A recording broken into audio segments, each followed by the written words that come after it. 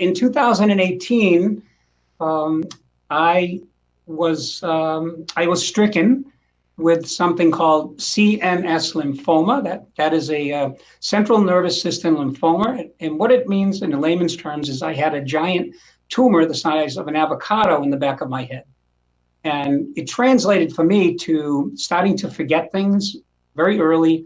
I lost my balance. I started to lose my sense of taste, and things like that I didn't really notice right away. I'm so used to fighting things that I just sort of pushed over everything. I wasn't going to let it get in my way. And one day I was driving home from my work, which is about 6 miles distance, and I crashed into I have almost a perfect driving record, but I crashed into a curbstone in the center of the town where my office is.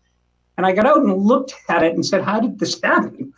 And as it turned out, I had developed a black sort of stripe. I started to go blind, and that stripe was growing so big. But before it grew big, I had learned to just tilt my head. Like when I wanted to drive, I just look, and if I couldn't see it, look my head around the stripe. And that stripe was like a black belt in my eye, and it slowly started to expand and expand. So between that and losing my memory, at one point I went to get stuff for my family to Lowe's, and 3 hours later I came back, and they said, "What happened?" I said, "I don't know." So that was part of what I was going through. So we eventually, I kind of hid it from my wife. I probably will get chastised for this interview too. But at one point she said, "Something's going on. We're taking you to the hospital." And I think it was at that point, actually, I had gotten lost coming home, and it took me 3 hours to go 6 miles.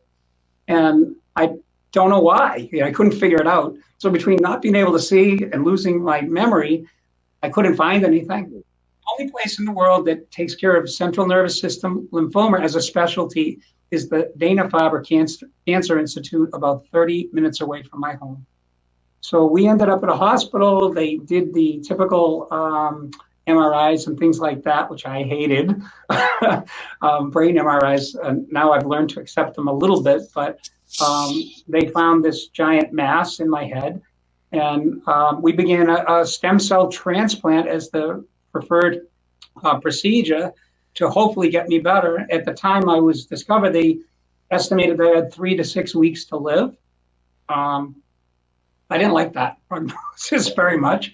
So I kind of fought it, as I usually do things, and was able to work with Dana-Farber, and they got me into a regimen where I had a whole bunch of chemotherapy, and then that was reasonably successful in shrinking the tumor. And then I had a stem cell transplant, which was very difficult. I mean, you lose your fingernails, your toenails, you lose everything, all your hair. My tongue almost melted away. It was like a lot of strain on the body.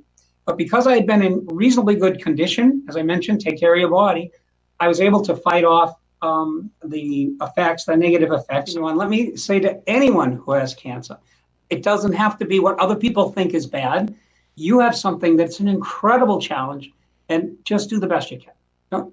Don't have to, you really just have to try to get a positive mindset, let yourself have down days, and just fight back. That's all. It's not about having oh, my cancer is worse than yours or anything like that. I mean, it's a debilitating disease. It really makes you think about your demise. I talk in my next book, I talk about the brothers of cancer, the fear and doubt that sort of are always present in your mind as you try to recover. So we'll, really just honor those people as well.